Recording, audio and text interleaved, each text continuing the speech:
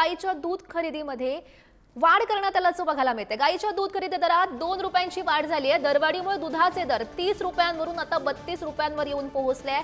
शेतकऱ्यांना महिन्याला आता 4 कोटी रुपये मिळणार अशी माहिती सध्या समोर येते। शेतकऱ्यांसाठी महत्त्वाची अशी अपडेट, शेतकऱ्याचा यामुळे चांगला फायदा होईल। गोकुळकडून गाईच्या दूध खरेदी दरात ही वाढ झालेली आहे।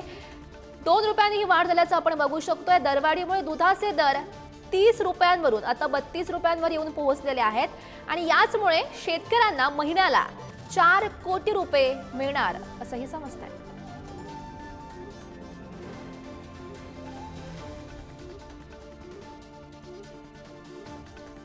तर गुढीपाडव्याला हे शेतकऱ्यांना गिफ्ट असंच म्हणावं लागेल। शेतकऱ्यांना महिन्याला 4 कोटी रुपये आता याद्वारे मिळतील। या संदर्भात अधिकची माहिती जाणून घेऊयात। आमचे प्रतिनिधी शेखर पाटील सध्या आपल्या सोबत आहेत। शेखर,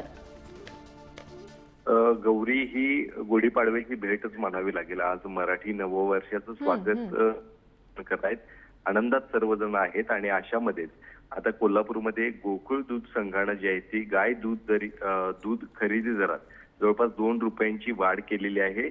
1 एप्रिल पासून ही नवीन दरवाढ जी आहे ती लागू असणार आहे। त्यामुळं निश्चितच सर्व शेतकऱ्यांमध्ये आनंदाचं वातावरण असणार आहे।